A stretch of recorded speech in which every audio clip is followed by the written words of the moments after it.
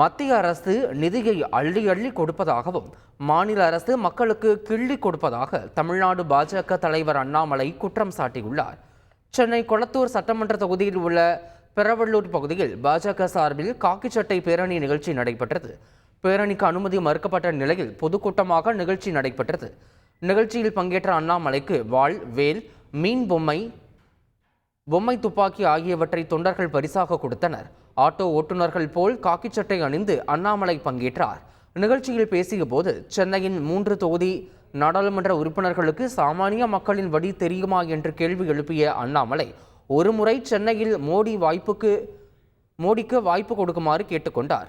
ராமர் கோயில் ஏன் என்று கேள்வி எழுப்பியவர்களுக்கு அடுத்த ஆண்டு அயோத்திக்கு 5 கோடி பேர் செல்வார்கள் என்றும் அதன் மூலம் உத்தரப்பிரதேச அரசுக்கு 4 லட்சம் கோடி ரூபாய் வருவாய் கிடைக்கும் என்றும் அண்ணாமலை விளக்கமளித்தார்.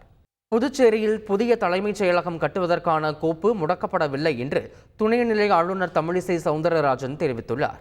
புதுச்சேரி இந்திரா காந்தி அரசு மருத்துவக் கல்லூரி மற்றும் மாவட்ட மருத்துவமனைகளில் 10 படுக்கைகள் கொண்ட புதிய அவசர சிகிச்சை பிரிவுகள் தொடங்கி வைக்கப்பட்டது. நிகழ்ச்சியில் பேசிய முதலமைச்சர் ரங்கசாமி, கிராமப்புறத்தில் நிலம் கையகப்படுத்தி புதிய பொது மருத்துவமனை கட்டுவதற்கு அரசு நடவடிக்கை எடுத்து வருவதாக தெரிவித்தார்.